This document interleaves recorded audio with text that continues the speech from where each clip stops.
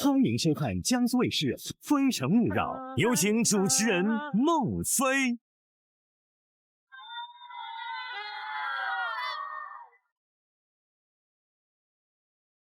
欢迎收看江苏卫视《非诚勿扰》，大家好，我是孟非，欢迎你们，欢迎黄磊老师、陈明老师。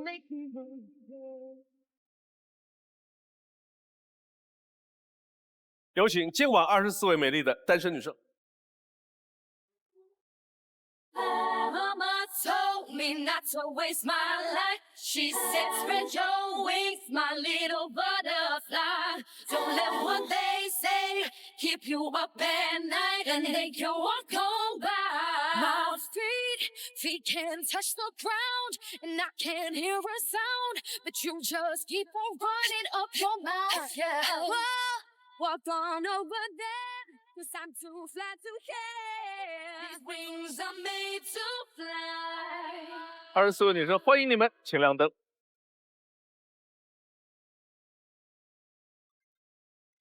好了，开始今天的节目，有请1号男嘉宾。Can you feel it? Can you feel it?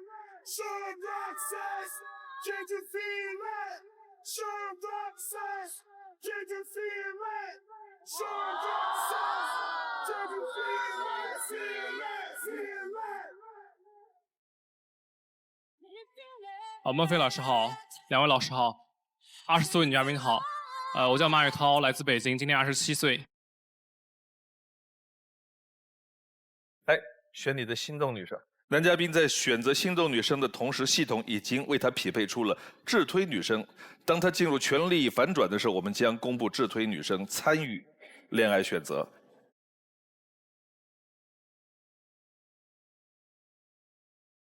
爱之气回答。你的第一个问题是，我希望我的另外一半的话，能够在恋爱当中初期的话多带的节奏。3号。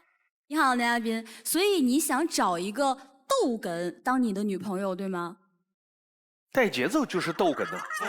就是你看你今天打扮的就是阳光帅气、光彩照人，哎，很棒。然后就是这种开朗一点，然后能把气氛带起来的这样的女孩子，是不是？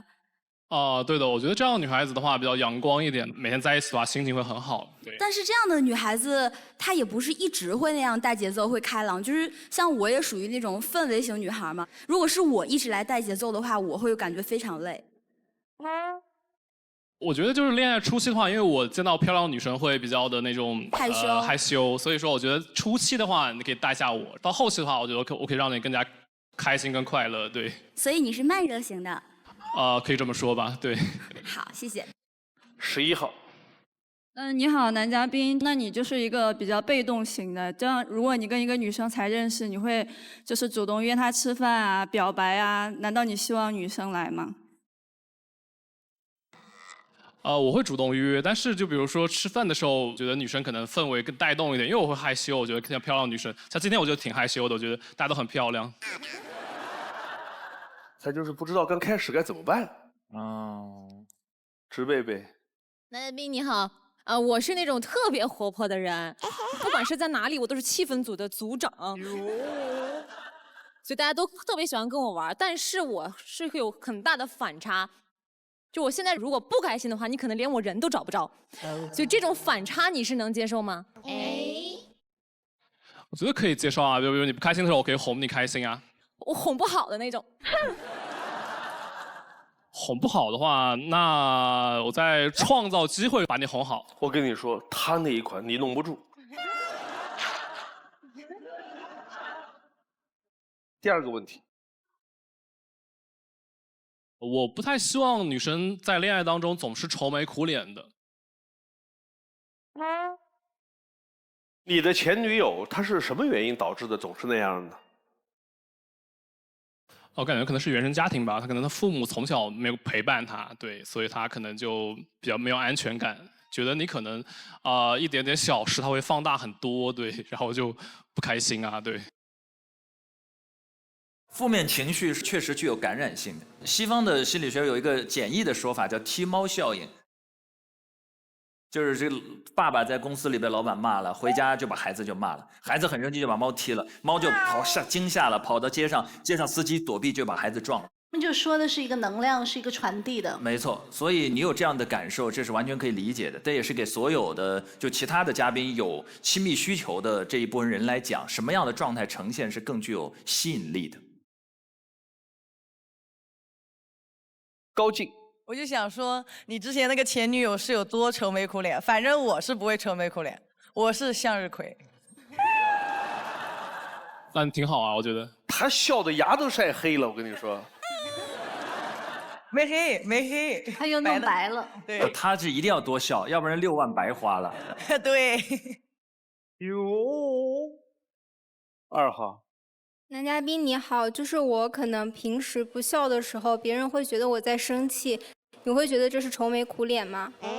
我觉得不会，就比如说，我觉得女生愁眉苦脸的话，就比如她摔桌子啊、砸板凳啊什么的，就把负能量全部倾泻到我这里。因为我前女友就这种人，所以我觉得其实我还是属于共情能力比较强的人。我觉得我会创造机会让你开心。对，谢谢。他这个好像就是我们原来有一种说法叫做基础情绪。就是一个人的基础情绪是比较快乐的，还是比较平静的，还是比较忧伤的？就我们说几个大家熟悉的人，比方说我们觉得林黛玉的基础情绪，感觉你想到的大部分的时间，她就是有点忧郁的。就假设我们0是没有任何情感，然后有正负值的话，林黛玉的基准就是-6。对，然后可能2号的基准就是-2，但是高进的基准就是100。来看第一条片子。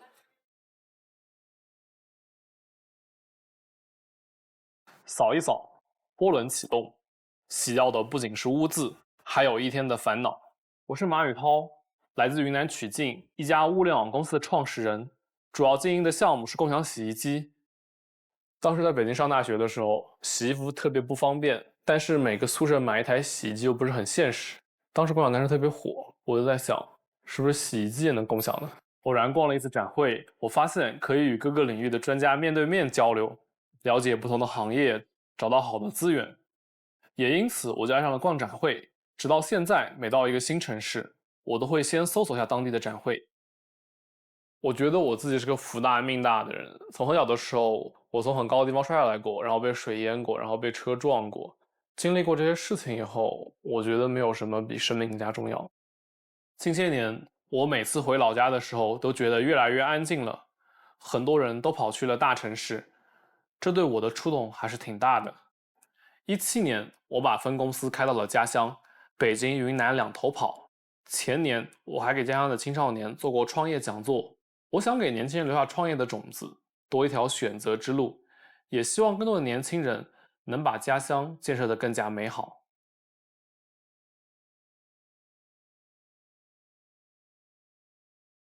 他从高处掉下来，没摔着，被水淹了也没淹着，你车撞了也没撞着，你经历了这么多事情。对的，对的，我都不知道下一回是什么时候。你怎么解释这么多大难不死？挨冒险的话，你肯定会有风险性，但是我觉得其实每次我还是都能够，从这种死亡边缘给爬回来。你爱骑摩托车吗？不骑。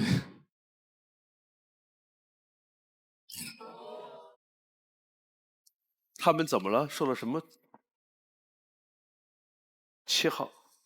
我灭灯的原因主要是男嘉宾比较爱冒险，因为你说很多次都能死里逃生，但是如果我们成立家庭了，你还是这种爱冒险的心态，那我每天在家里是不是会担惊受怕？我会觉得没有安全感。我觉得我的爱冒险的话，可能都是比较早年时间的，这2年我觉得还是比较求稳。就我现在考虑问题的话，会考虑很周全。好的，谢谢。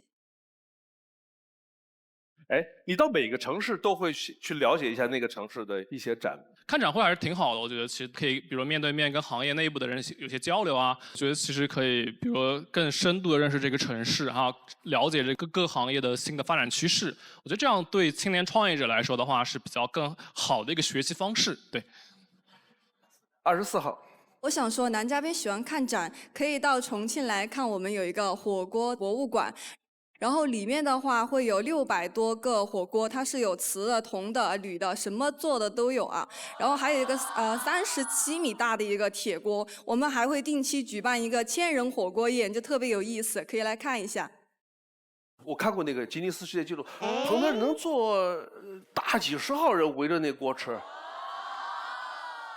我们到一个城市，哪些事情是我们一定要去做的事情？他刚才说了，看展是一种类型，还有没有你们到一个城市就一定要去做的事情？9号。男嘉宾你好，如果我去一个新的城市的话，我一般都会去它的夜市，因为我是一个比较爱吃的人。夜晚可以代表一个城市的态度和脾气。哎呦，你别说，这张照片拍的可真好。这是武汉的，对。哇，好美啊！武汉它有很多这种夜市，老汉口有对很多小巷里都有。到了7、8点就开始往外推，然后太阳彻底落山的时候，灯一亮，就整个就可以逛。还有没有？高进。旅游完的最后一天，肯定会去一下当地的菜场。这个是成都那个辣椒山，我当时看到我都惊呆了，我的天！你最后一天去菜场的意思是？对，最后一天去菜场采购啊，然后给亲朋好友带点东西回来。带上各种菜回南京，拎着黄瓜啊什么的。不是那个土特产，肯定就是有那种真空包装好的。哦，好多人都爱说这个词儿。哎，我到一个城市去啊，就需要逛菜场。哎，真有人。看下一条。我的爱情始于高3毕业那年夏天，那是他的初恋，也是我的。他很黏我，就算异地，每周都会来北京找我。我会带他吃遍北京的各种美食，玩遍北京的游乐场。有时他在微信里说自己心情不好，我就买张机票飞到他的城市。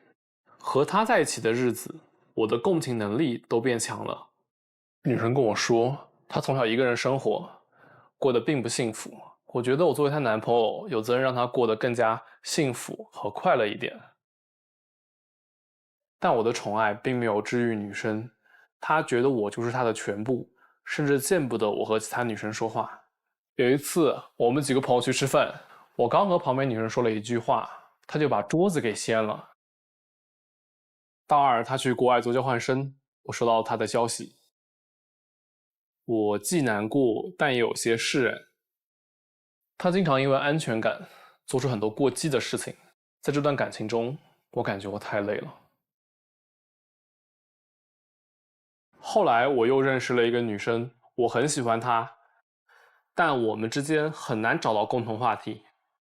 她总是跟我聊，她姥姥姥爷的桃树怎么样了，她姥姥姥爷给她织的毛衣怎么样了，我不知道怎么去回应她，所以这样聊了1、2个月以后，我们也就不了了之了。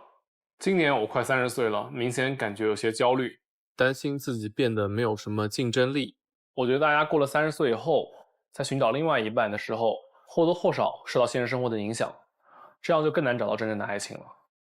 未来的感情中，我希望遇到一个阳光积极的女孩，让我们的生活变得更加有趣。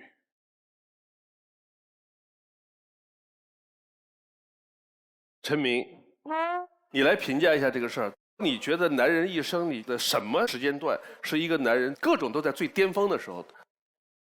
最巅峰，我觉得可能是要到35到45之间吧。我的判断就是，我认为男人最黄金、最巅峰的，综合起来看，一个人体能、智能、经验各种各样的，应该差不多在35到40之间。这是一个最好的时间段。这是陈老师的年龄段。还差一点。还差一点。那孟老师已经过了10年了。过了。不，孟老师有能力延续这个巅峰。他刚才说30岁就没有竞争力了。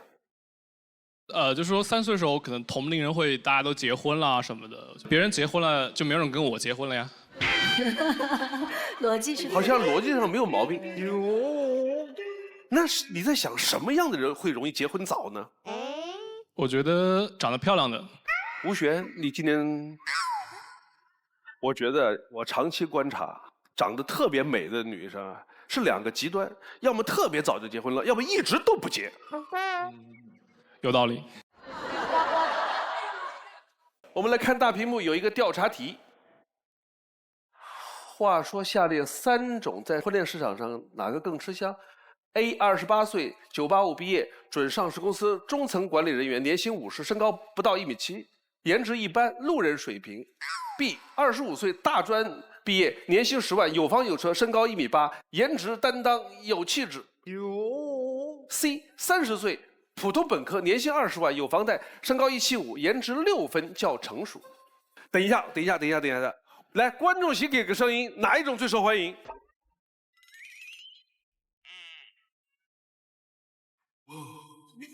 就最后7个字必杀，颜值担当有气质，前面根本都不用看，就是 B。你们回答完了，我觉得这个事儿咱们摸着良心给自己的真实想法。24个女生选 A 的举手，只有1个。来，选 B 的举手。来，我再看一下，手举到最高，选 C 的。哎，还是 B 最多哎。有没有一直没举手的？刘畅，你描述一下呢？为什么做人这么不随和呢？我的标准就是 A、B、C 每一个都有一样符合的，然后他们3个综合在一起就是我喜欢的。明白了，他要 B 的颜值，要 A 的年薪，要 C 的年龄。对，非常正确。你要这样想的话，有可能你得到的是 B 的年薪，A 的颜值。C 有房贷。哎，把 C 的房贷给了。你觉得你在这3个选项里边，你比较符合接近于哪一个？我觉得是 A。哟，可以哦。16号。我是想跟男嘉宾说一下，给个建议啊。就是说，不是说到了30岁就一定要结婚。我觉得吧，把自己变优秀吧，总会遇到那个对的人。谢谢。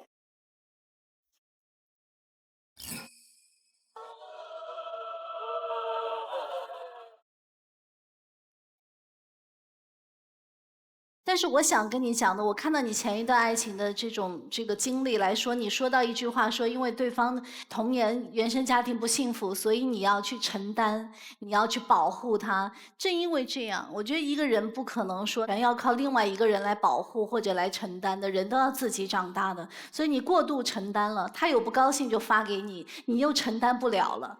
对，然后这个时候他的脾气就越来越坏，然后你就越来越无法承受。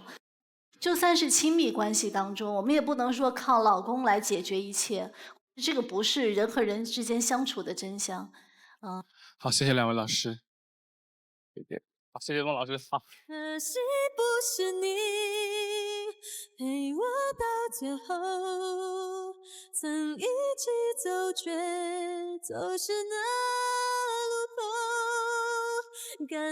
听完各位老师的分析以后的话，其实我观点发生了改变。我觉得爱情这件事情不分年龄的，每个年龄阶段都有每个年龄阶段的魅力。我憧憬的爱情的话，就是2个人能够相濡以沫，然后能够互相扶持。有请下一位男嘉宾。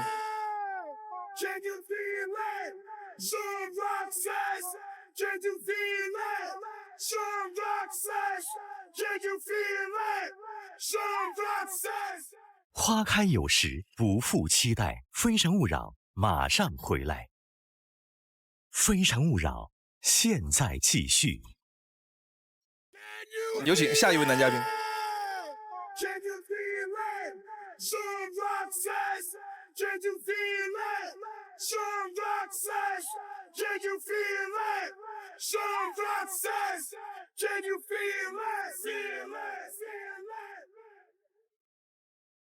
我要从南走到北，我还要我从白我走到黑。我要人们都看到我，但不知道我是谁。大家好，3位老师好，24位女嘉宾好，我叫赵阳，现居成都，今年25岁。来，选你的心动女生。唱歌出来的我是第一次碰到。以前有，但是唱歌出来的都没有牵手成功的。男嘉宾在选择心动女生的同时，系统已经为他匹配出了智推女生。当他进入权力反转的时候，我们将公布智推女生参与恋爱选择。爱之，请回答。你的第一个问题是，我希望能和对方玩一次滑沙。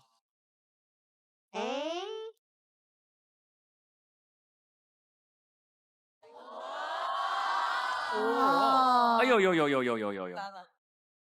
是高级滑滑梯的那个感。这个长度有不同，那个陡峭程度也不一样，相对你看上去还是有一点怕怕的。滑那种90度的，哎，那个就直接跳下去不就完了？因为我自己内心是一个有点怂，但是又爱玩，但是在女孩方面的话，我就可能更加想担当一下。哦，滑过沙的女生举手，我看一看。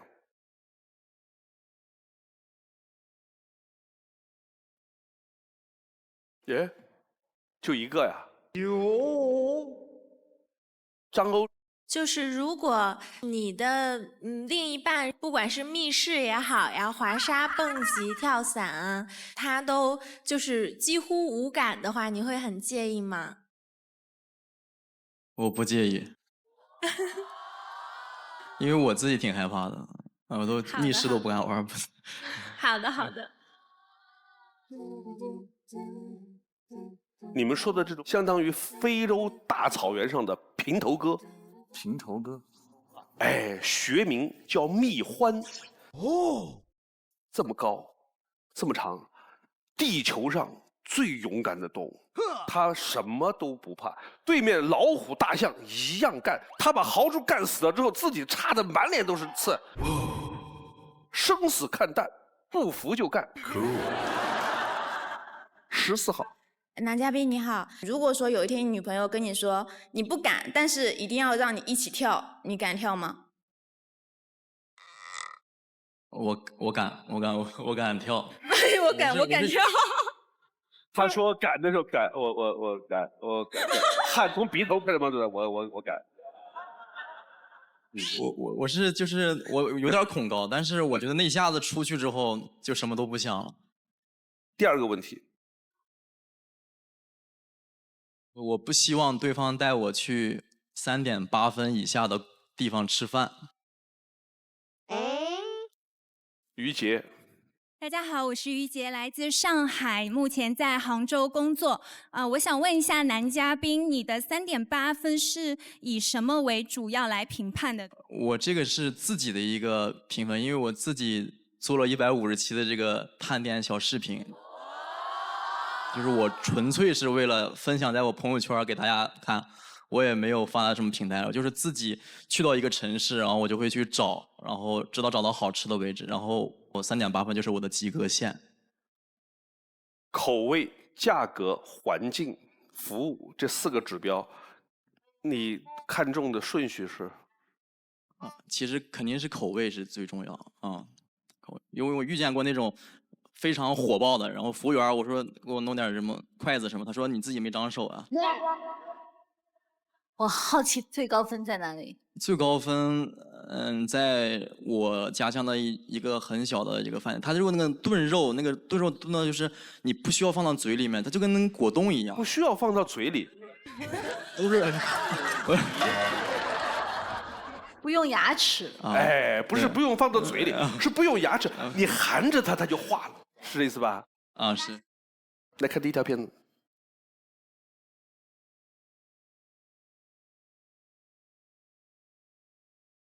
好了，我们可以开始了。我是赵阳，是一名直播运营。直播的时候选品很多，自己要熟悉每一件直播选品。慢慢的，我成为了一本生活百科全书。Hello， 大家好，我是主播小七仔，今年25岁，现居成都。酒其实也是有保质期的，红豆确实可以驱肿祛湿。还有更多的这个直播小秘密，到了后面我慢慢告诉大家。直播不只是在室内，我的户外直播更有意思，旅行、野营、探店。毕业后一直犹豫在哪定居，背着包走遍了大半个中国，3入成都。后来因为一盆钵钵鸡而留在这里。你们要来成都玩，一定要来找我啊！我作为成都的这个活地图美食家啊，来大家看，巴适很。平时上班闹腾够了，下班就爱好遛兔子、养乌龟。最多的时候养了30多只乌龟，各种品类都有。可能时间长了，大家都会觉得我跟乌龟有点像，就是乌龟有个壳子，它可以四海为家。我也是有一个小包，去哪里转转，去哪里看看，浪迹天涯。我身边的男人帮可都要比我大上2轮。我喜欢和大哥大爷们唠嗑，我们原本都是陌生人或者是路人，就是因为暖心的小瞬间，立马拉近了关系，就犹如那种很久没见的老朋友吧。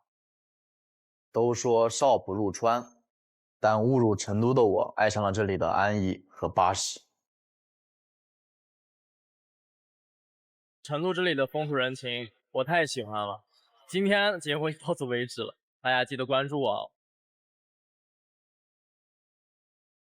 还有没有什么在直播当中的一些冷知识可以跟我们分享一下的？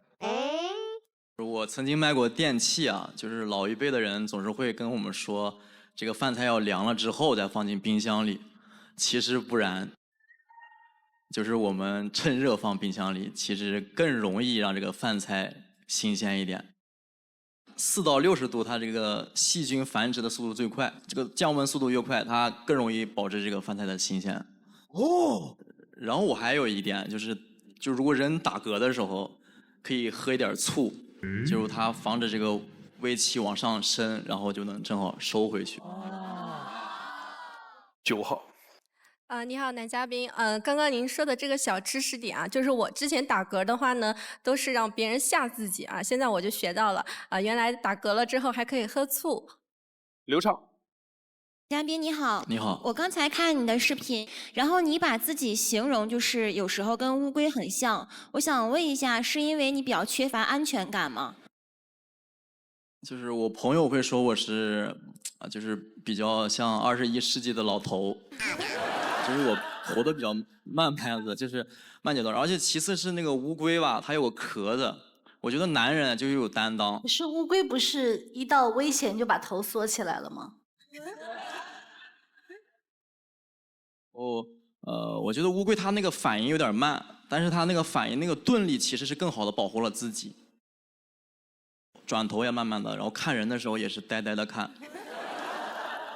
他那个眼睛充满了那种真诚，就有的时候你好奇，然后蔑视你，拿我没办法。我有点了解他的意思，就是说在这个尖锐的世界当中，我们顿顿的生活着。之前有个词很火，叫钝感力，不要那么敏感。他把乌龟人格化是很好的一个了解他真实诉求的方法。就他越是在乌龟身上附着什么，是你未来的女朋友了解你一个很好的窗口。但之前网上还有个评比叫动物系的明星榜，很有意思，有很多这种就各自会有不同的归类，就是哪种你细想一下，真的蛮像。女生们说一下，你们觉得自己像哪种动物啊？高静，你像什么动物？我自己养了一只猫，然后他们说我跟那个猫儿子长得特别像，然后说我吃东西的时候像河马。嘴大。对。哎呦哦，有很多时候真的就觉得宠物跟主人越看越像。时间长了会长得像的，有那种。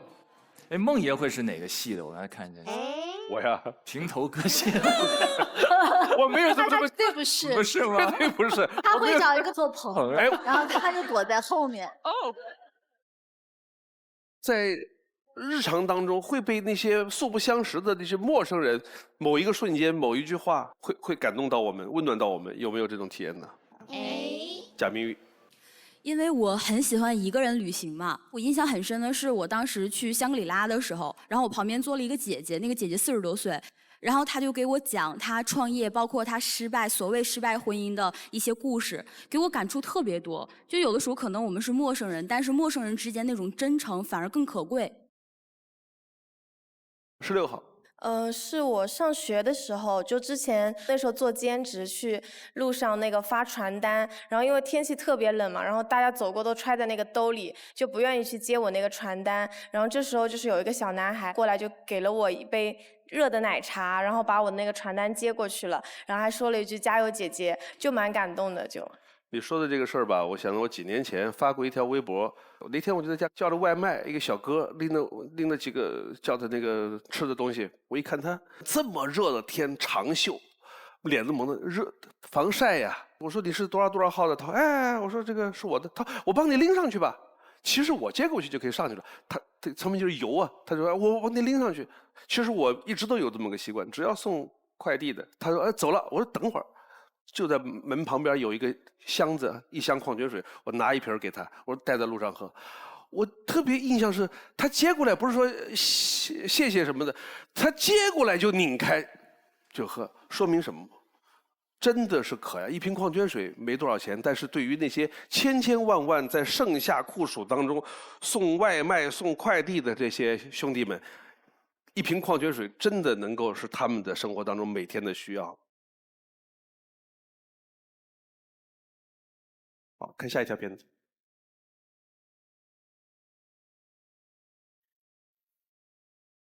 感情生活里，我就像一只小乌龟，在一次次经历的伤痛里，藏进自己的壳里。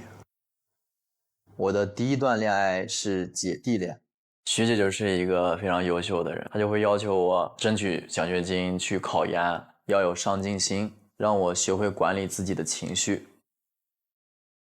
他会告诉我，对女生要绅士，吃饭要帮女生拉椅子，走路时让女生走里面，上车要帮女生拉车门。他这样逐渐的把我养成他心目中完美的男友。分手是因为他出国留学了，但是他无形中还是改变了我很多不良习惯，他对我受益终身。就第二段其实对我影响蛮大的，就是最用心的一段。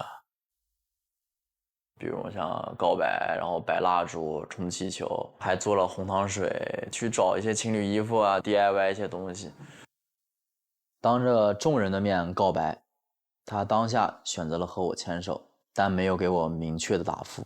直到我看到他跟别的男孩出去玩的朋友圈，我也就明白了，再也没有和他联系。第三段其实就是一个对我最好的一个女孩。我们相遇在地铁站，在我眼里，她就是什么都好的女生，在人群中永远期待地看着我。我排练脱口秀，她并不爱看，但是她也会坚定地给我鼓掌。身边的人都很喜欢她，工作也很稳定，很温暖，就是什么时候都是很踏实。但当时我处在一个比较困难的阶段，我不自信，也没有底气。她对我越好，我就越愧疚。与其和我在一起消磨时间，不如有一个更好的归宿。曾经的我躲在壳里，现在的我勇敢敞开自己的心扉。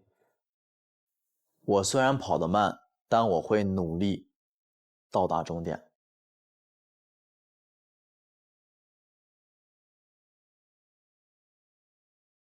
我们来说一说自己身上有哪些特点是你们的某一位前任在你自己身上留下的印记。冯坤阳，我之前完全不吃水果，但是他每周3的时候都会买水果，跟我说周3是水果日，然后之后我就每到周3我就还是会自己买水果。21号。因为我是一个东北人嘛，性格还是会有一点火爆的。我跟他去吵架的时候，我会比较火爆的把我那些想法表达出来。但是他的性格呢，就是那种不太爱说话。我被他磨的，现在大家可以看出来，我是一个温柔的人，拜他所赐，谢谢他。你觉得和过去的你比起来，哪一个你更好呢？你更喜欢呢？肯定是现在的自己啊。所以有的时候感谢我们的前任，给了我们一些改变。吴璇。我觉得我的前任教会我就是如何坚强独立且学会调节自己的情绪。他就是会对我可能就是情绪上没有那么的照顾，然后跟他相处的很长一段时间，我都是自己调节自己去修复我自己的这个情绪，然后导致我现在就是平时沟通或者是说以后再谈恋爱的话，都是情绪很平静的一个人。你喜欢平静的，对吧？就是时而平静，时而活脱吧。就我感觉这个其实分状态，他只要内心是平静就行了，他外表的什么性格都无所谓。说你刚才那句话也没什么毛病嘛。不过你在年轻人当中，你的这个表情、语速、这状态确实是异常平静的那种。有的时候分场景，如果说这个脱口秀啊，或者说这个自己的这个很擅长的一面的时候，会很自信啊。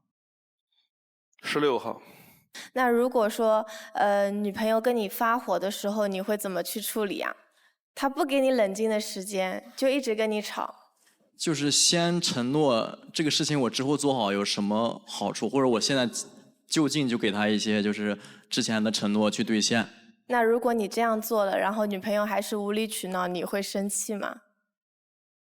这个生气是肯定会有一些的，我觉得主要是这个两个人的交流沟通方式，你如果能足够的去讲明白一件事情，你更好的让他去接受，用他的方式就让他接受，就其实问题不大。好，谢谢。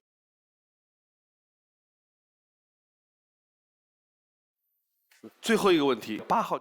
大家好，我叫戴慧，来自湖南长沙，今年24岁。我想问一下，你跟你上一段女朋友分手是因为你觉得自己不够好，但是你现在变优秀了，有想过找回她吗？有的时候真的是岔开那个空间和时间，那个点儿又不对了。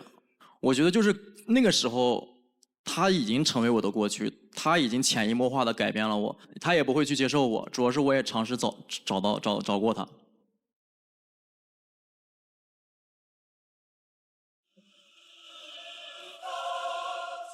谢谢大家，谢谢大家。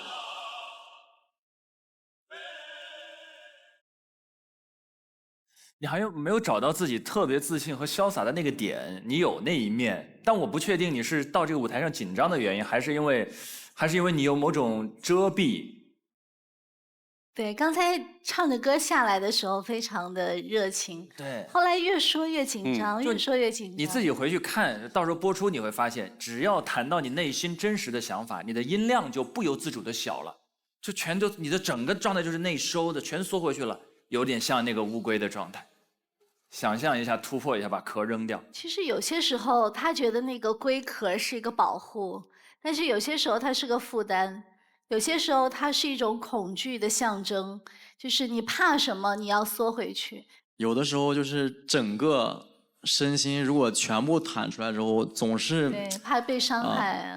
晚上今天回去之后，上网搜一下平头哥的视频来看一看。好。可惜不是你陪我到最后，曾一起走却就是那路口，感谢那是你牵过。其实我平时还挺活泼的，还是状态吧，我感觉在上面我的状态不太好。我觉得三位老师建议就是非常，也是确实一语中的。其实我不太愿意让所有人知道我所有的事情，我也在努力的去找补。好，有请下一位男嘉宾。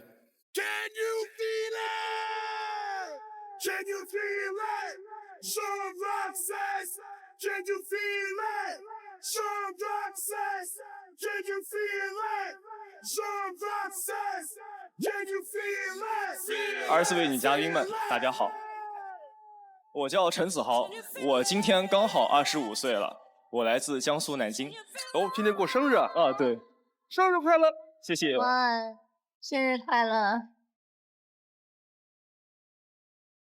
来，选你的心动女生。男嘉宾在选择心动女生的同时，系统已经为他匹配出了智推女生。当他进入权力反转的时候，我们将公布智推女生参与恋爱选择。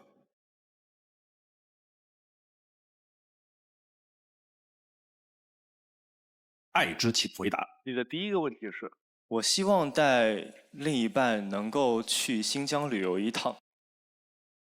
原因呢？为什么那么喜欢新疆？是个好地方。对，新疆是个好地方。新疆在这个收获的季节啊，有金黄的杏子，有火红的这个大枣，还有雪白的棉花。然后在我心中呢，就充满了无限的幻想。这个塔沙古道，哇，这个路真的。是开赛车的吗？赛里木湖，在北疆魔鬼城沃尔河卢浮公路。新疆是我国地貌最丰富的一个省级行政单位。我刚大前天从新疆回来，吃饭的时间把人弄懵了，就早上7点钟早餐，下午3点午餐，晚上11点吃晚餐，然后11点半天基本上还是亮的，跟我们这儿有2个小时的时差。第二个问题，我不希望对方不接受我提出来的一些健康小常识。你提出过哪些建议啊？就比如说能够互相测一下对方的这个过敏源，因为我自己有那个葡萄皮的过敏，哎，然后伙伴跟我在一起的时候，我是无法跟他们喝葡萄酒一起庆祝的。来，大家说一说自己哪些过敏啊？23号。就是我小的时候吃一个豆干过敏，我妈给我买的豆干，我浑身长满了那种红斑，特别痒。我爸背我去医院，然后怪我妈说为什么要给我买这个豆干吃，然后我妈就不承认，然后家里面还有另外一包豆干，我妈就在我爸不在家的时候把这包豆干又让我吃了，吃完了以后第2天我又去医院了。你妈是拿你做破坏性实验，看看一个孩子到底吃多少，可以把你吃挂了。19号。我是紫外线过敏，正常出门的时候包包里要装一个防晒，每隔2个小时就要涂1次，然后平时在家里的时候也是拉上厚厚的窗帘，不然的话会变黑。会皮肤开始泛红，然后发痒，回到家之后就会脱皮。身边的朋友给我起个外号叫小吸血鬼，不能见光。你会介意女生有这种很影响就是日常生活的这种过敏的体质吗？像您说的这个，我是一点不介意的，那他很难给你完成你的第1个心愿，玩一趟新疆。新疆紫外线很强。哇，那在火焰山那儿，那啥防晒都真的一点用没有。可以全副武装。看第1条片子。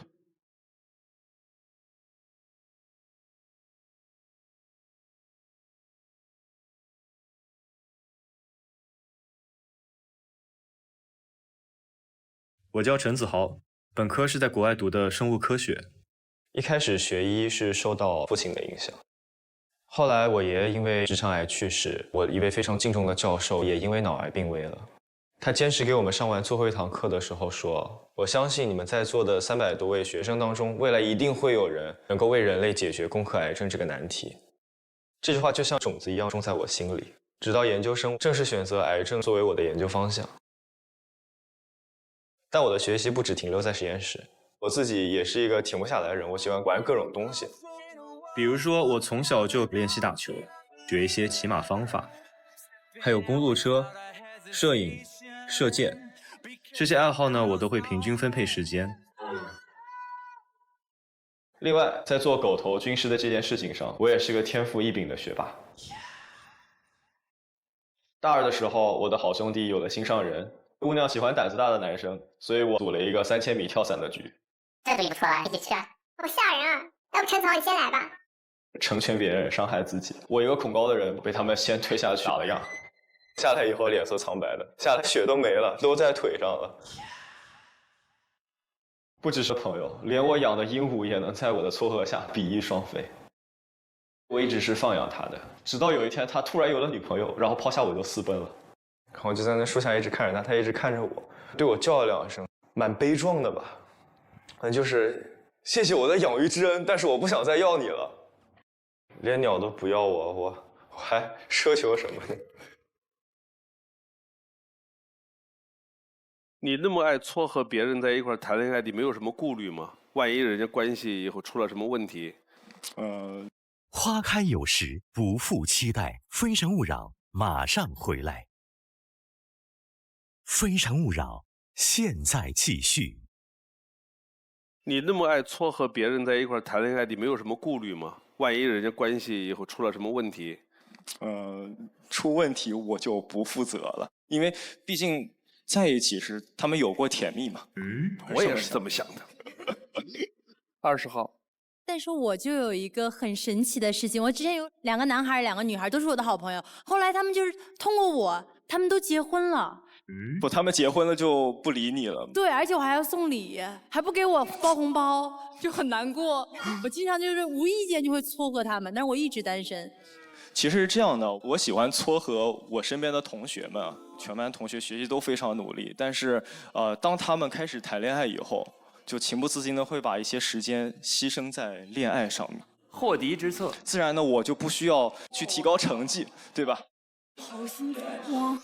好多年前，有个男生说他喜欢上比他低一个年级的学妹，他为了天天跟这个姑娘在一起，他成绩很好，他就留了一级，跟这个女孩成功的在一个班上了，然后就在一块儿，听上去还挺浪漫的。如果说这个故事换一个更积极的，你喜欢上比你高一个年级的女生、学姐，跳了一你拼命读书，你跳一级去找她，我觉得这个故事就显得更励志了。不是你说的不是我的故事吗？我喜欢我学姐的时候，她博士比我高一级，但是我后来又在她前面毕业了。就你说的学姐，我能问一下是谁吗？就刘老师呀。哦，好厉害哟！看第二条。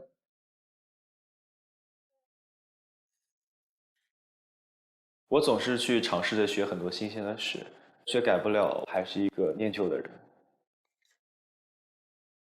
每当我看到“初恋脸”这个词的时候，就会联想到他的那个样子：婴儿肥、瓜子脸、高高的鼻梁、爱笑的眼睛。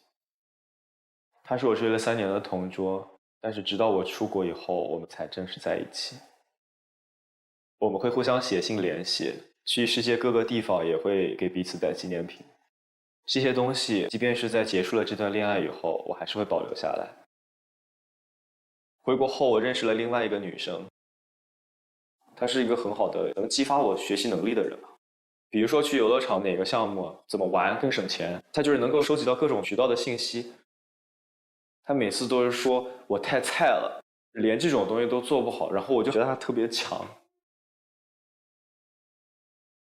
分手的导火索是我妈妈陪我去北京办签证，晚上和我同住了一个标间。她知道了以后反应特别的强烈，我都不知道她是什么意思，我真的当时我就挺震惊的。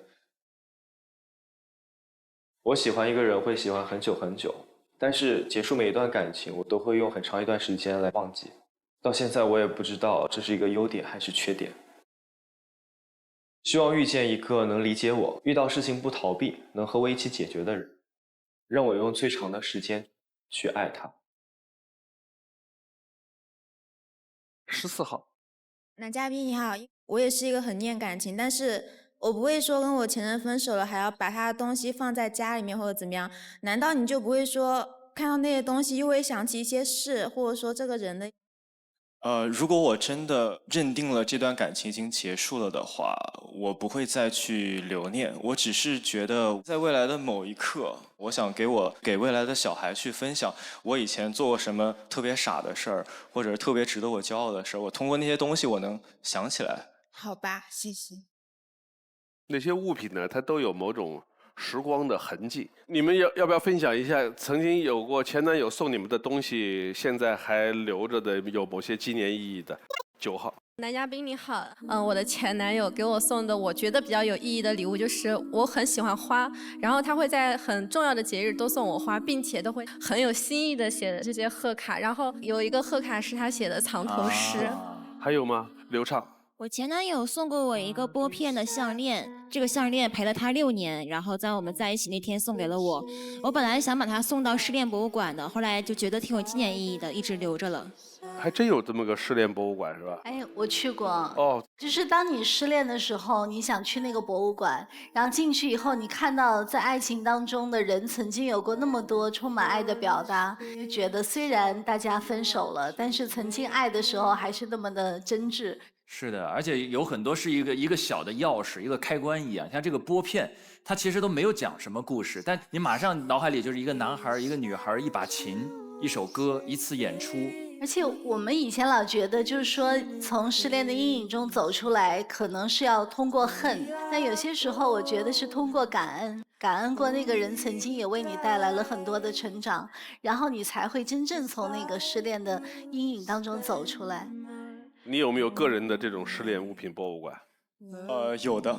第一个是我前女友跟我一起买了一辆车。哦，2个人的姓名缩写啊。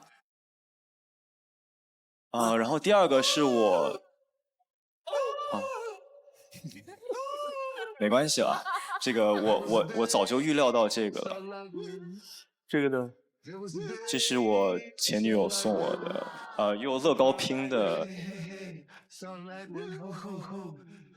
其实送我这个模型的人，刚好在现场。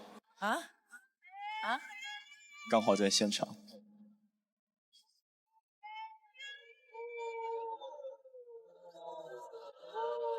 你愿意告诉我们是谁吗？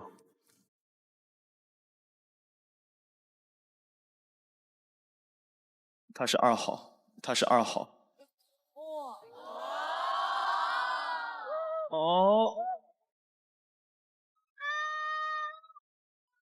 高兴，你在那忙活什么？我看你，别人很淡定，你看他在那儿张牙舞爪的，真的。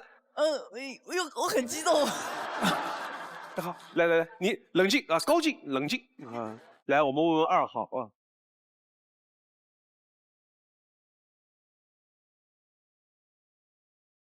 好久不见啊，你瘦了好多。是，因为分手了，然后憔悴了，然后茶饭不思，日夜不想。我会带着笑脸，挥手寒暄，和你坐着聊聊天。我看2号还没哭，王兰都哭了。哎呦，有点感动，就是这个好久不见你瘦了那么多。你瘦了好多，这一句真的。对。最近改变，不再去说从前，只是寒暄，对你说一句。哎呀，来，关浩南说一说这个模型什么时候送他的？520。好久不见。来，等一下，最简短的话说一下你们分手的原因。因为我去北京办签证的时候，我和我妈妈住了一间标间。我一开始是没有任何想法，直到她跟我说，她觉得我这样做太妈宝了，妈妈呵护的太多了，我做不了我自己。关浩南是这个原因吗？直接是这个事情是吧？他在去北京之前，我一直在问他的行程是什么，他怎么住，包括他妈妈跟不跟他一起。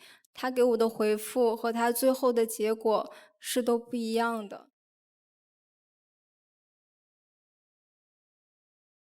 我后面才知道他妈妈跟他住一个屋子。我真的理解不了。他妈妈就是对他照顾特别多，就是包括1日3餐吃了没有，吃了什么，吃的好不好，他妈妈都要关心。包括我们的恋爱，他妈妈也在插手。在你们的恋爱当中，你觉得男朋友的妈妈介入的有点多，而且从性格上面说，你觉得他妈宝的那种性格，而最后那天晚上在酒店那是导火索。好，当时你们有没有把这个事儿说清楚？其实没有说清楚。你愿不愿意现在把这个事儿说清楚？对，我希望能够解释清楚。好。其实我住的那个酒店，它在北京的1环。当天整个旅馆它只有1间房了。我为了离大使馆近一些，让妈妈选择订那个酒店。我妈妈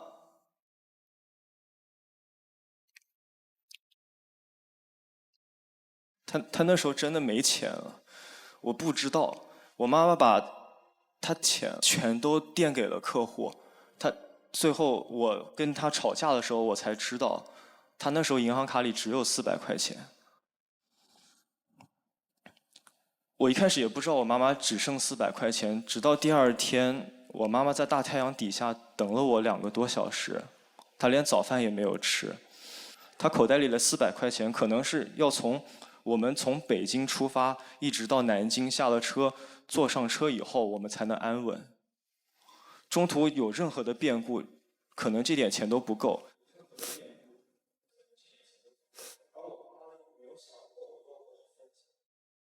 而我妈妈又没有想问我要过1分钱，她知道我在国外自己打工赚的钱也不容易。对不起，我真的不知道情况是这样。其实我走上这个舞台，是因为我通过你室友，我知道你要来，可能你会去寻找你新的爱情。但是我在你说分手之后，我没有去承认它，我不敢去承认。虽然不愉快，但是我改啊，我认啊。因为毕竟在一起的时候，我们是有过那么多美好的回忆。回南京，我想着办法带你去吃好吃的，你又说我乱花钱，这些好吃的你不需要。你又不赚钱，你乱花。哦。你今天到现在了，因为导演组跟我讲到这个细节的时候，我们大家都不确定一件事，只是他们俩互相认识，是前男女朋友，他们到底是哪种情况，我们其实并不是完全清楚的。那现在你告诉我，你是想跟他说清楚，并且愿意和他复合，还是仅仅是我们分手了，但是我要把当初没有说完的事儿跟你说完，各自祝福，开始新的生活，是哪一种？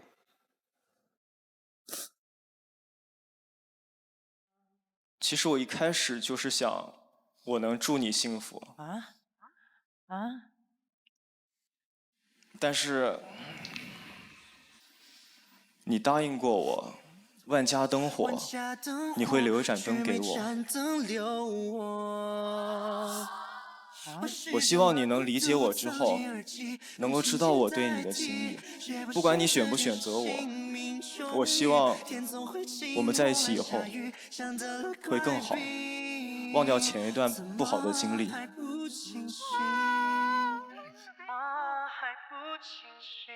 我能把刚才你的话理解为你是向他表白，并且求复合吗？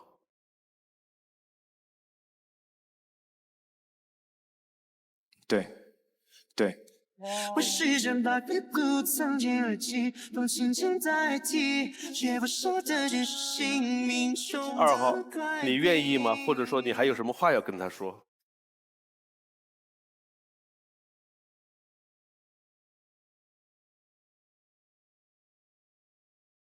你能不能和阿姨好好说说，不要不喜欢我了？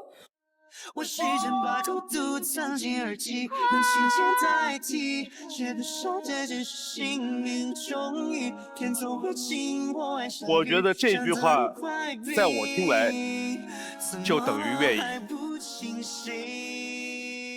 你过来呀！你过来呀！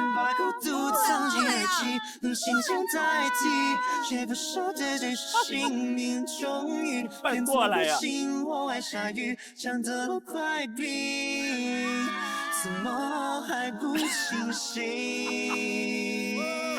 好久不见啊！你瘦了好多。520，你答应过我，万家灯火，你会留一盏灯给我。你过来呀！哎呀！反正路也要一个人走，放声道理也要自己懂，请等等再关灯后，做一场白日里的大梦，听无数不想听的闹钟后，转身成空。我没有想到他今天会来，我给他留灯到最后，是因为我想看看他能走到哪一步，他有什么改变。我不想他跟别的女生一起走。我当时看见他哭着跟我说：“你过来啊！”我真的非常的开心，也释然了。我没有能回到当初我愿意为他就是付出所有的那种状态。看到他那一刻，我觉得我们的感情还是在的。就是感情在了，很多困难都阻挡不了吧。我愿意去对我自己进行一些调整，我愿意让这段爱情能走得更长久。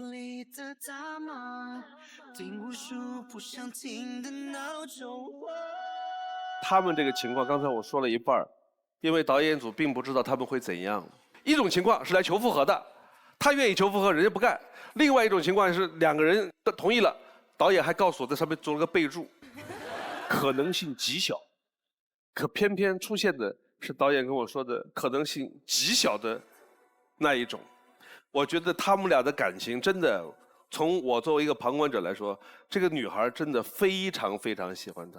你不要看他一共没有说几句话，这2句话真的都很戳心的。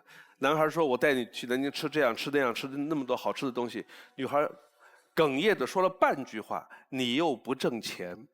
女生心疼男人花钱的时候是真的对他好。第二，他说愿不愿意的时候，他就说的那句话，能不能跟阿姨说不要不喜欢我？只有他们俩共同有未来的时候，阿姨喜不喜欢我才很重要。所以这2句话，一个是心疼这个男生，一个是我想跟你有未来。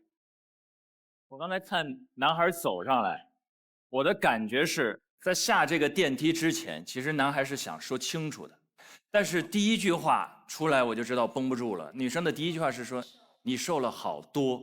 对，这5个字，男生突然就意识到，人见面那一瞬间，很多就绷不住了。就是我现在理解女生说分手还很痛的时候要上《非诚勿扰》，她其实有些时候不一定是要马上真的要去找到那一段感情，有些时候是一种生气，有些时候家长。不管你是单亲，你有多辛苦，你有多爱这个儿子，都没有这种为你好的理由去干涉他们的感情。女孩子这一段也希望能够让男孩的妈妈看见，也希望他们未来的相处当中，男孩应该比上一次更知道和他母亲的这种边界感放在一个什么样的位置，不要辜负了这么好的一个女孩。不管怎么说吧，今天在台上我们看到了一个破镜重圆，还挺感人的。弄得我差点老泪纵横，总希望他们能够在这个台上牵手了，能够再续前缘，有一个好的结果，祝他们全家都幸福。有请下一位男嘉宾。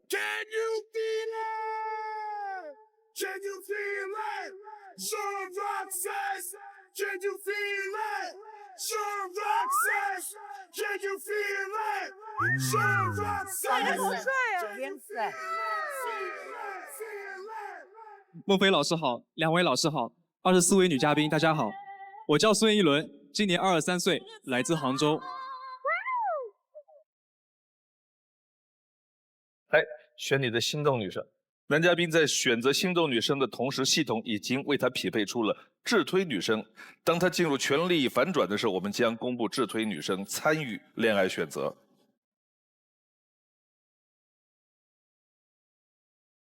爱之请回答。你的第一个问题，我希望另一半在拍情侣照时帮我化妆。流畅。男嘉宾你好，我想问一下，你的化妆是化到什么程度？是简单的打个粉底啊，画个眉毛啊，还是要全妆？就是你想怎么画就怎么画。Cool。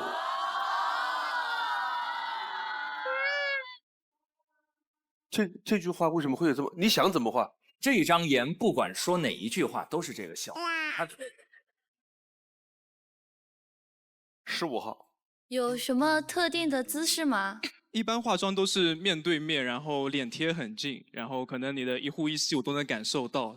一般化妆脸要贴得很近，因为你要看得很清楚嘛。第二个问题，我不希望另一半吐槽我的朋友圈。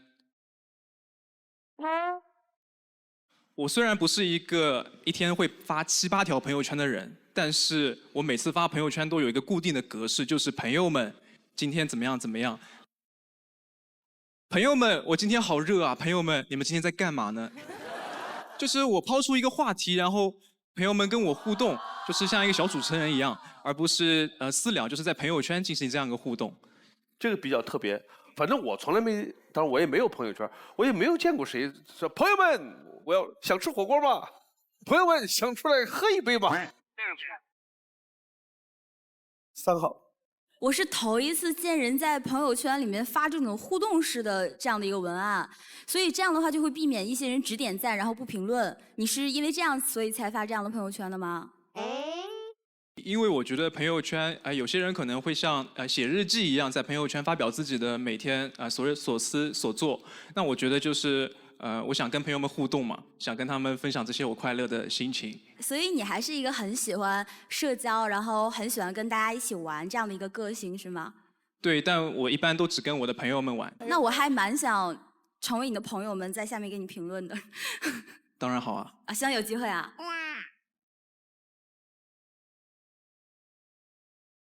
哎呀，好甜哦！啊，高手，这是高手。但是我觉得这2条好像都反映了男嘉宾对那种亲密交流感的需要。是，他的朋友圈更像一个广场，号召力，对，要有这种号召力和影响力。我发现贾梅玉刚在玩手，他已经开始他就是属于很会的那种。对，他已经开始那种小鹿乱撞，一直在玩手。我在留意他说的话。来看第1条片子。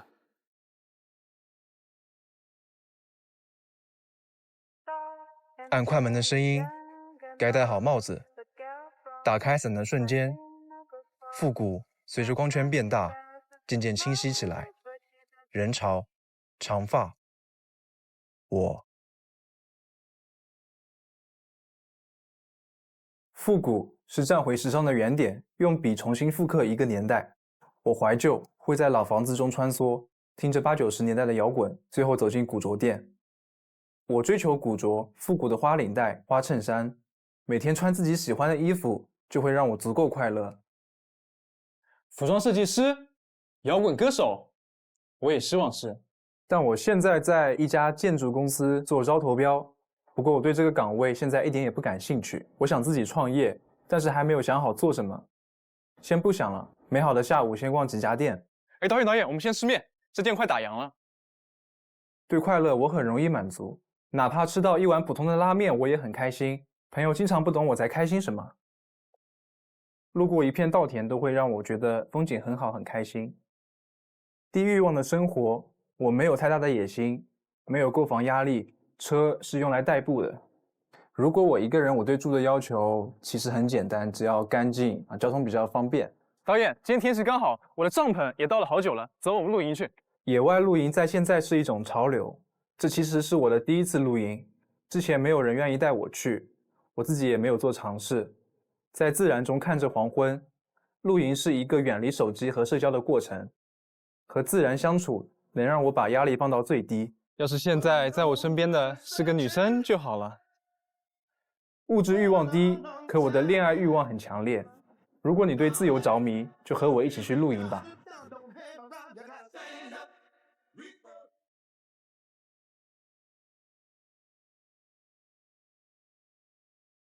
21号，男嘉宾你好，那请问你为什么会喜欢复古这种风格呢？花开有时，不负期待。非诚勿扰，马上回来。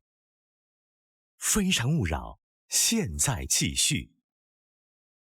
21号，男嘉宾你好，那请问你为什么会喜欢复古这种风格呢？复古主要有我喜欢复古的音乐啊，比如说这种90年代的摇滚、服饰，比如说我很喜欢复古的生活方式，因为我觉得小时候我们可能大家一家人宅在一个院子里，就是那种淳朴的感觉，我们一家人坐在一起吃饭，就一个人开心，大家都很开心啊。说到复古的这种衣着，我能够提供的分享，因为大概台上没有人比我岁数大了。大概在80年代末和90年代初的港片里面，比较宽松的西装，有带垫肩的，穿的裤子极其肥大，下边收脚特别肥，穿的那种软面的皮鞋，大概是这样的。是吧？对对对。在90年代初的时候，全国的女生风行一种裤子，带弹力的踩脚裤。现在很流行了，把那个踩脚剪了，马上流行了 leggy。还有一个袖子一打开来就是蝙蝠衫，所有的女人20多岁到50多岁，每人都有一件。蝙蝠衫配那个健美裤，配一双红皮鞋，踩在凤凰自行车上。这不是蝙蝠侠的服装？90年代来了一趟中国，回去。我们来看一下男嘉宾的古着照。哎，这就是我穿了个格子衫，格子这个元素也是比较复古的元素。然后我头上扎的这个不是头巾，是一个领带，因为我强调这个领带的多功能性，你不仅是可以打在前面，你还可以扎在头上，还可以挂在腰间，就是然后把衣服扎到里面，因为它这个衣服稍微有点大，所以扎进去可以稍微显点我的腰线。这一身，领带，扎在腰上了，扎在腰上了。刚才在头上的就是那条是吧？对，就是这一条。然后整一身就有种那种香港富商的感觉。陈老师有没有想试一下？太想试一下，它的这个领带的多功能性，扎这儿，给你扎这儿，很节省钱呀！哇，吃完饭之后擦擦嘴是餐布。这22号。啊，我想问一下男嘉宾，觉得我今天穿的有没有一点点复古？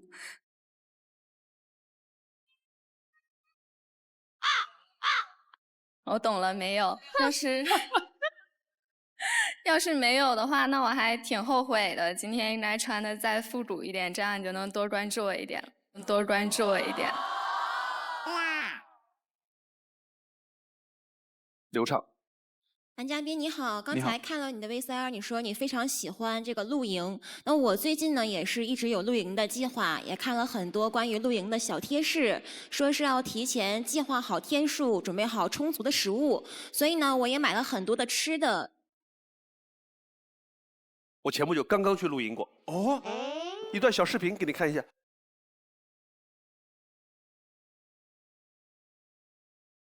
哇哇！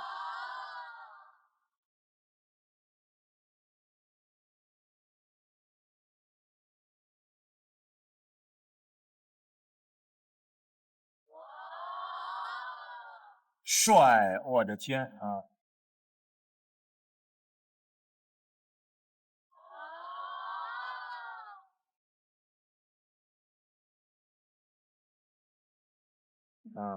这是哪里呀？这个是在青海西部的海西州哦。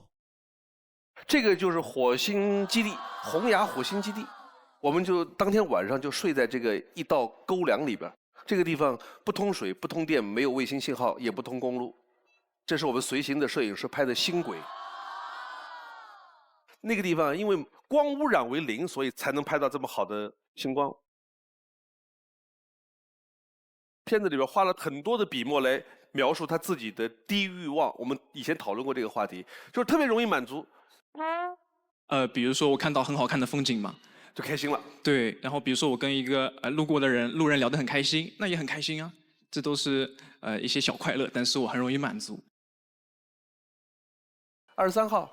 会要求你的另一半跟你一起长时间的处于这种低欲望的生活吗？我不会强求另一半跟我一样，但是如果他是这样的话，那最好嘛。就你喜欢大山里面的生活是吗？不向往都市。就是我更喜欢大自然，因为大自然的话，你空气很清新，然后很轻松。就不工作的吗？大家都不工作吗？就全部在山里面住着？当然也会工作啊。提前过养老的生活是吗？我在为这个目标奋斗。听起来他们两个好像不太同频。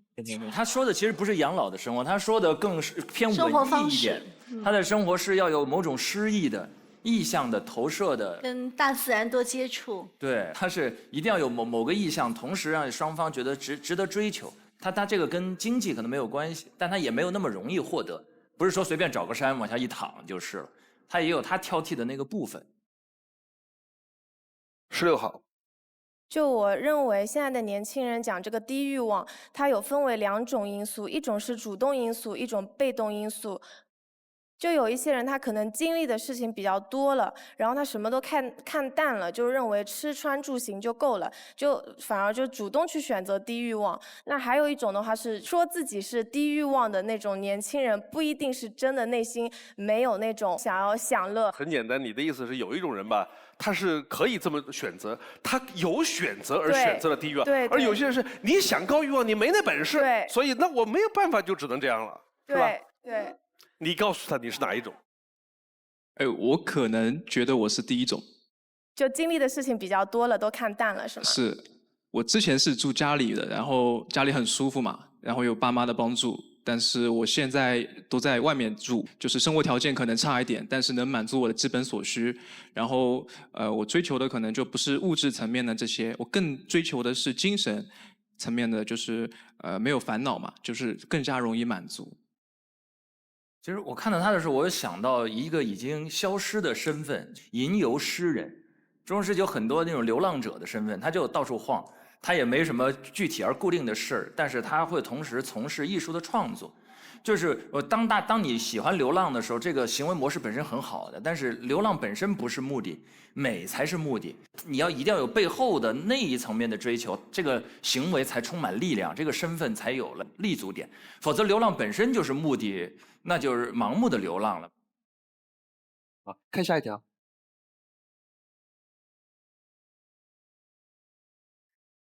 那一天我21岁，在我一生的黄金时代，我有好多奢望。我想爱。我的第一次恋爱时长7天。我和他是同班同学。学生时代的时间，好感来得很快，一起上下课，一起吃饭，日常填满了浪漫。但也发现我们太着急了，其实并没有那么喜欢。于是我主动提了分手。我的第二次恋爱时长7天。第二段恋爱的她，我们是在朋友的聚会上认识的。她是一个玩机车的女孩，生活中第一次出现这么酷的人，我一下子就被吸引了。在一起之后，我发现她有时说话用词过于奔放，过于酷了，我有些难以接受，也主动提了分手。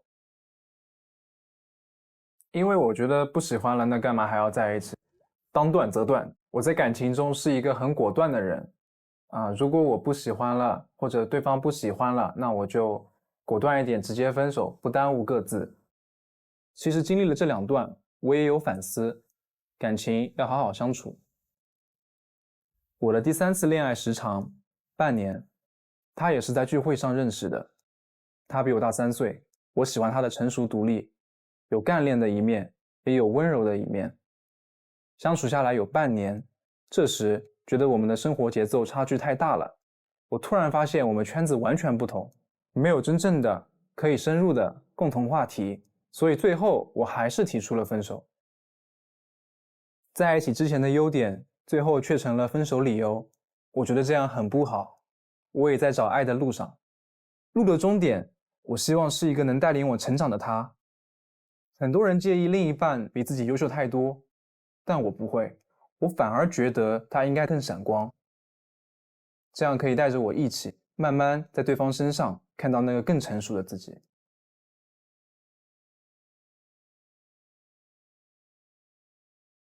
流畅。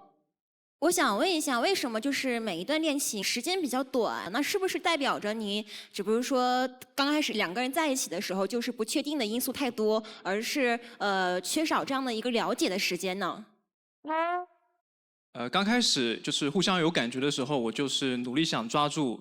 在一起之后，我觉得可能之前了解的并不够多。比如说我在第2段，那她是一个喜欢开机车的女孩子。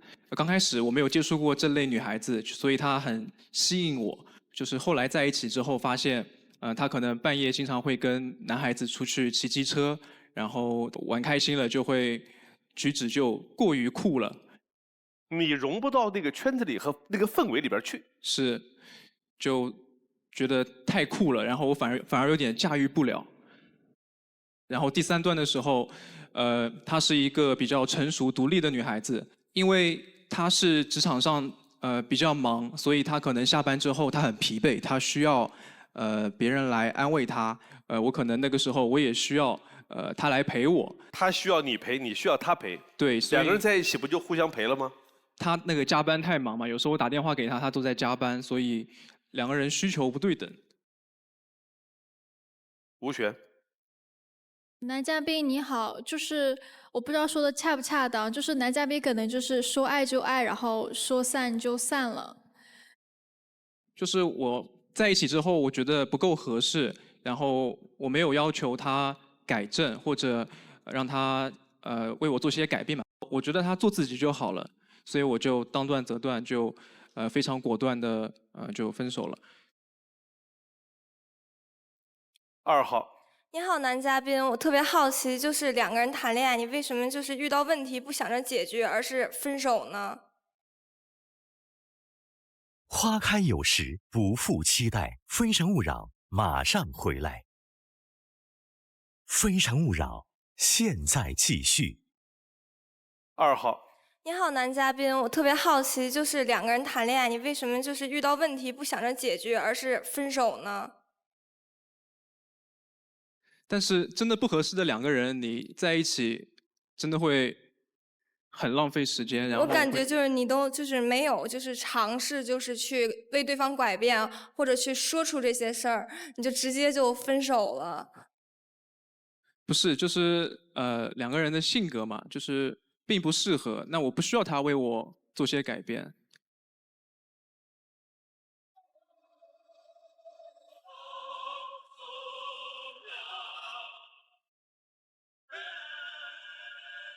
我可以讲讲他的问题吗？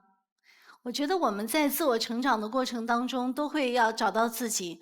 找到自己，我觉得有2个方面，一个就要知道自己不喜欢什么，一个叫知道自己喜欢什么。那男嘉宾给我的感觉是，他知道自己不喜欢什么了。比方说，他现在这份工作，建筑投标的这个工作，能感觉到你不喜欢。但是你喜欢什么呢？他说我喜欢复古，我喜欢自然。但是那些东西有没有切实的变成你要做什么？这是可能是生命下一个阶段需要找到的。谢谢老师。我的感受有一点，你身上他身上很明显有一种艺术家气质，然后艺术家气质是很重感觉的，所以女生有那样的担忧，感觉来了，头脑一热，机车撒在一起，7天一相处，他也要打嗝呀。那个美一下就被破坏了，就因为很多时候艺术家有一种理念美，就是有一种完美的意象，所以他这种缺地气让大家就非常没有安全感。遥望一下可以，过日子不太行。你好好琢磨琢磨，怎么让你的艺术气息落到地上啊？可惜不是你陪我到最后，曾一起走却走失那路口，感谢那是你。因为可能之前就是觉得喜欢就在一起了，那之后我都是在一起之前我有经过很长时间的了解，我可能先从朋友做起，然后再慢慢发展成女朋友这样子，并没有直接就在一起，然后7天把人家给甩了。这一点可能是女嘉宾她们印象太深刻了，然后觉得误解了。谢谢收看今天的《非诚勿扰》，下期同一时间再见。往前一步是幸福，退后一步是孤独，在原地不动是为了看得更明白，爱情不能不清不楚。往前一步是幸福，退后一步是孤独，在纷纷扰扰之间，我明亮了双目，超能与我相爱的人一起到老。